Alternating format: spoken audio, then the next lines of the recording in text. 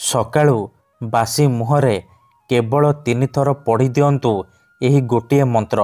Guarantee ଦେଉଛି ସନ୍ଧ୍ୟା ହେବା ମାତ୍ରେ ସେ ନାରୀ ତୁମ ପାଖକୁ ଆସିବ, ଯାହା ଚାହିଁବେ ତାହା କରିବ। କୌଣସି ପ୍ରକାର ବାଧା ଦେବ ନାହିଁ। କେବଳ ଆପଣଙ୍କୁ ସକାଳୁ ଉଠିବା ମାତ୍ରେ ମାତ୍ର 3 ଥର ଏହି ମନ୍ତ୍ରକୁ ପଢ଼ିବାର ଅଛି। ତାପରେ ଦେଖିବେ ଚମତ୍କାର। ଗ୍ୟାରେଣ୍ଟି ଦେଉଛି ଯେଉଁ ଝିଅ ପଟୁନଥିଲା ସେ ଝିଅ ନିଜେ ଆସି ଆପଣଙ୍କୁ ଭଲ ପାଉଛି ବୋଲି କହିବ। ପଡ଼ିଶା ଘର ସୁନ୍ଦରୀ ଭାଉଜ ହାତ ଧରିକି ଘରକୁ ଡାକିବ, ଯାହା ଚାହିଁବେ ତାହା କରିବ। ଆଜ୍ଞା ହଁ, ଯଦି ଆପଣ ସୁନ୍ଦରୀରୁ ସୁନ୍ଦରୀ ଝିଅକୁ ମନେ ମନେ ଭଲ ପାଉଛନ୍ତି, କିନ୍ତୁ ଯେତେ ଚେଷ୍ଟା କଲେ ମଧ୍ୟ ତାକୁ ପଟେଇ ପାରୁନାହାନ୍ତି, ଆଉ ଆପଣ ଚାହୁଁଛନ୍ତି କି ସେ ଝିଅ ନିଜେ ଆସି ଆପଣଙ୍କୁ ଭଲ ପାଉଛି ବୋଲି କହୁ, ଆପଣଙ୍କର ସବୁ ଇଚ୍ଛା ପୂରଣ କରୁ, ତେବେ ଆଜିର ଏହି ବଶୀକରଣ ଭିଡ଼ିଓଟି ଆପଣଙ୍କର ଇଚ୍ଛାକୁ ପୂରଣ କରିବ। କାରଣ ଆଜିର ଏହି ଭିଡ଼ିଓଟିରେ ମୁଁ ଆପଣଙ୍କୁ ଶିଖାଇବି ଏମିତି ଏକ ମହାଶକ୍ତିଶାଳୀ ବଶୀକରଣ ମନ୍ତ୍ର। ଏହି ମନ୍ତ୍ରକୁ ଯଦି ଆପଣ ସକାଳୁ ବାସି ମୁହଁରେ ପଢ଼ିଦେବେ, ଗ୍ୟାରେଣ୍ଟି ଦେଉଛି ସେ ଝିଅ ହେଉ ବା ବିବାହିତା ନାରୀ ଆପଣଙ୍କ ପ୍ରେମରେ ଦିବାନୀ ହୋଇଯିବ। ପଡ଼ିଶା ଘର ସୁନ୍ଦରୀ ଭାଉଜ ନିଜେ ଫୋନ୍ କରିବ, ହାତ ଧରିକି ରୁମ୍କୁ ଡାକିବ, ଯାହା ଚାହିଁବେ ତାହା କରିବ। ନମସ୍କାର ଫ୍ରେଣ୍ଡସ୍, ଓଡ଼ିଆ ଫଣ୍ଡା ଚ୍ୟାନେଲକୁ ଆପଣମାନଙ୍କୁ ସ୍ୱାଗତ। ଆଜିର ଏହି ବଶୀକରଣ ଦୁନିଆର ସବୁଠାରୁ ସହଜ କିନ୍ତୁ ଶକ୍ତିଶାଳୀ ବଶୀକରଣ। ଯିଏ ବି ଏହାକୁ କରିଛି ସଫଳ ହେଇଛି। ବର୍ଷ ବର୍ଷ ଧରି ଭାଙ୍ଗି ଯାଇଥିବା ପୁରୁଣା ପ୍ରେମକୁ ଫେରାଇ ଆଣିପାରିଛି। ଶାଶୁ, ନଣନ୍ଦ, ଦିଅର, ଭାଉଜ କାହାକୁ ବି ନିଜ ବଶରେ କରି ତାଠାରୁ ନିଜର ମନ ମୁତାବକ କାମ ହାସଲ କରିପାରିଛି। ତେବେ ଏହି ବଶୀକରଣ ଆପଣ କିପରି କରିବେ, କେମିତି କରିବେ, ମୁଁ ଆପଣଙ୍କୁ ଶିଖାଇବି। ସମ୍ପୂର୍ଣ୍ଣ ପ୍ରୟୋଗ ବିଧି ଠିକ୍ ଭାବରେ ଶିଖାଇବି। ଜାଣିବା ପାଇଁ ଆପଣ ଭିଡ଼ିଓଟିକୁ ମୂଳରୁ ଶେଷ ପର୍ଯ୍ୟନ୍ତ ପୁରା ଧ୍ୟାନ ସହିତ ଦେଖନ୍ତୁ। ତେବେ ଯାଇକି ଆପଣ ସମ୍ପୂର୍ଣ୍ଣ ପ୍ରୟୋଗ ବିଧି ଜାଣିପାରିବେ। ଅଧାରୁ ଛାଡ଼ିକି ପଳେଇଲେ କିମ୍ବା କାଟି କାଟି ଦେଖିଲେ ଆପଣ କିଛି ବି ବୁଝିପାରିବେନି।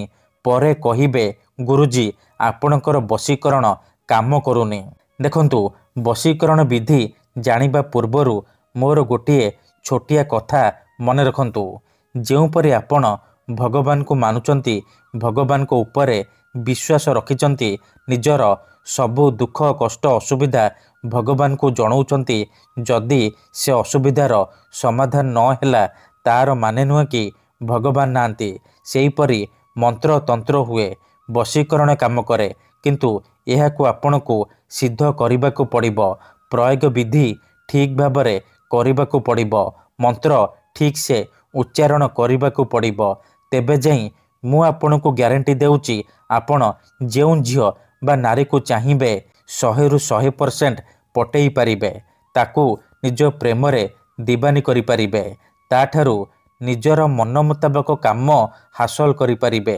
ତେବେ ବଶୀକରଣ କରିବା ପୂର୍ବରୁ ବଶୀକରଣ ବିଷୟରେ କିଛି ଜାଣି ରଖନ୍ତୁ। ଯେତେବେଳେ ଆପଣ କାହାକୁ ନିଜଠାରୁ ଅଧିକ ଭଲ ପାଉଛନ୍ତି, ତା ବିନା ବଞ୍ଚିପାରିବେନି ଭାବୁଛନ୍ତି, ତା ପଛରେ ଗୋଡ଼େଇ ଗୋଡ଼େଇ ଥକିଗଲେଣି, ହେଲେ ସେ ଝିଅ ବା ନାରୀ ଆପଣଙ୍କୁ ଭାଉ ଦେଉନି, ସେତେବେଳେ ଆପଣ ବଶୀକରଣ କରିପାରିବେ।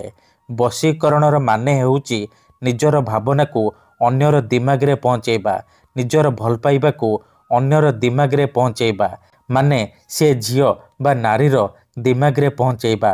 ତେଣୁ ମନରେ କୌଣସି ଖରାପ ଉଦ୍ଦେଶ୍ୟ କିମ୍ବା କୌଣସି ଖରାପ କାମ ପାଇଁ ଆପଣ ଏହି ବଶୀକରଣକୁ ପ୍ରୟୋଗ କରିବେନି। ଠିକ୍ ଅଛି? କାହିଁକି ନା ମାତ୍ର ଥରେ, ଆଜ୍ଞା ହଁ, ମାତ୍ର ଥରେ ବଶୀକରଣ ହେବା ପରେ ସେ ଝିଅ ବା ନାରୀ ଆପଣଙ୍କ ପ୍ରେମରେ ଦିବାନୀ ହୋଇଯିବ।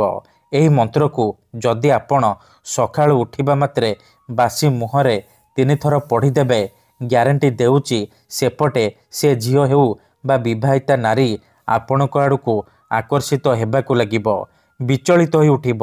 ଯେପର୍ଯ୍ୟନ୍ତ ଆପଣଙ୍କ ପାଖକୁ ଆସିନି, ଆପଣଙ୍କ ସହିତ ସମ୍ପର୍କ ରଖିନି, ସେ ଖାଲି ଛଟପଟ ହେବ। ତେଣୁ ଯଦି ଆପଣ ଏହି ବଶୀକରଣ କରିବାକୁ ଚାହୁଁଛନ୍ତି, ସେ ଝିଅ ବା ନାରୀକୁ ପଟେଇବାକୁ ଚାହୁଁଛନ୍ତି, ତାକୁ ନିଜ ବଶରେ କରି ତାଠାରୁ ନିଜର ମନ ମୁତାବକ କାମ ହାସଲ କରିବାକୁ ଚାହୁଁଛନ୍ତି। ତେଣୁ ମୋର ଆପଣମାନଙ୍କୁ ଅନୁରୋଧ କି ଆପଣ ଭିଡ଼ିଓଟିକୁ ପୁରା ଧ୍ୟାନ ସହିତ ଶେଷ ପର୍ଯ୍ୟନ୍ତ ଦେଖନ୍ତୁ। ବିଧିଟି ଜାଣିବା ପୂର୍ବରୁ ଆଉ ଗୋଟିଏ କଥା ଜାଣି ରଖନ୍ତୁ।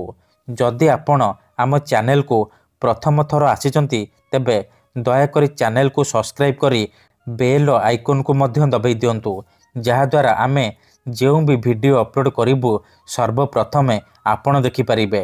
ମନେ ରଖନ୍ତୁ, ଏହି ବଶୀକରଣ ବିଧିକୁ ଆପଣ କେଉଁ ବି ବାରରେ କରିପାରିବେ, କିନ୍ତୁ ଯେବେ ବି କରିବେ ସକାଳୁ ବାସି ମୁହଁରେ କରିବେ। ବିନା ହାତ ଗୋଡ଼ ଧୋଇକି ଆପଣ ସକାଳୁ ବାସି ମୁହଁରେ କରିବେ। ପ୍ରଥମେ ଆପଣ କ'ଣ କରିବେ, ଯେତେବେଳେ ରାତିରେ ଶୋଇବା ପାଇଁ ଯିବେ ଗୋଟିଏ ଗ୍ଲାସରେ ଚିନି ପାଣି ଆଣିବେ। ତାପରେ ସେ ପାଣି ଗ୍ଲାସକୁ ସାମ୍ନାରେ ରଖିବେ ଆଉ 7 ଥର ସେଇ ଝିଅ ବା ନାରୀର ନାମ କହିବେ ଯାହାକୁ ଆପଣ ବଶରେ କରିବାକୁ ଚାହୁଁଛନ୍ତି, ଯାହାକୁ ଆପଣ ପଟେଇବାକୁ ଚାହୁଁଛନ୍ତି। ପ୍ରଥମେ ଆପଣ ତାକୁ ମନେ ମନେ ଭାବିବେ, ତାର ମୁହଁକୁ ନିଜ ମନରେ ଭାବିବେ। ତାପରେ 7 ଥର ସେ ଝିଅ ବା ନାରୀର ନାମ କହିକି ପାଣି ଗ୍ଲାସରେ 3 ଥର ଫୁଙ୍କିଦେବେ।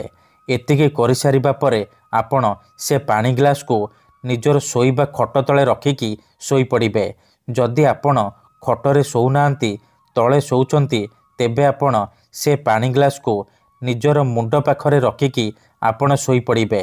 ସକାଳୁ ଉଠିବା ମାତ୍ରେ ବାସି ମୁହଁରେ ବିନା ହାତ ଗୋଡ଼ ଧୋଇକି ଆପଣ ବାସି ମୁହଁରେ ସେ ପାଣି ଗ୍ଲାସକୁ କାଢ଼ିବେ। ତାପରେ ଆଖି ବନ୍ଦ କରିକି ସେଇ ଝିଅ ବା ନାରୀକୁ ମନେ ମନେ ଭାବିବେ, ତାର ମୁହଁକୁ ନିଜ ମନରେ ଭାବିବେ। ତାପରେ ଏହି ମନ୍ତ୍ରକୁ 3 ଥର ପଢ଼ିବେ ଆଉ 3 ଢୋକ ପାଣି ପିଇଦେବେ। ଦେଖନ୍ତୁ, ମନେକର ଆପଣ ଯେଉଁ ଝିଅ ବା ନାରୀକୁ ପଟେଇବାକୁ ଚାହୁଁଛନ୍ତି ତାର ନାମ ହେଉଛି ସବିତା, ତେବେ ଆପଣ ମନ୍ତ୍ରକୁ ଏହିପରି ପଢ଼ିବେ, ସବିତା ତୀବ୍ର ବଶୀଭୂତଂ। ଥରେ ଆପଣ କହିବେ ସବିତା ତୀବ୍ର ବଶୀଭୂତଂ, ଗୋଟିଏ ଢୋକ ପାଣି ପିଇଦେବେ।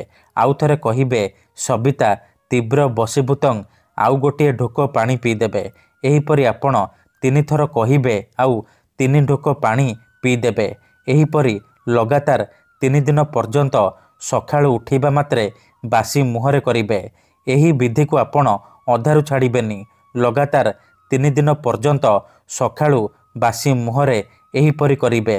ତାପରେ ଦେଖିବେ ଯେଉଁ ଝିଅ ପଟୁନଥିଲା ସେ ଝିଅ ପଟିଯିବ। ଧନ୍ୟବାଦ।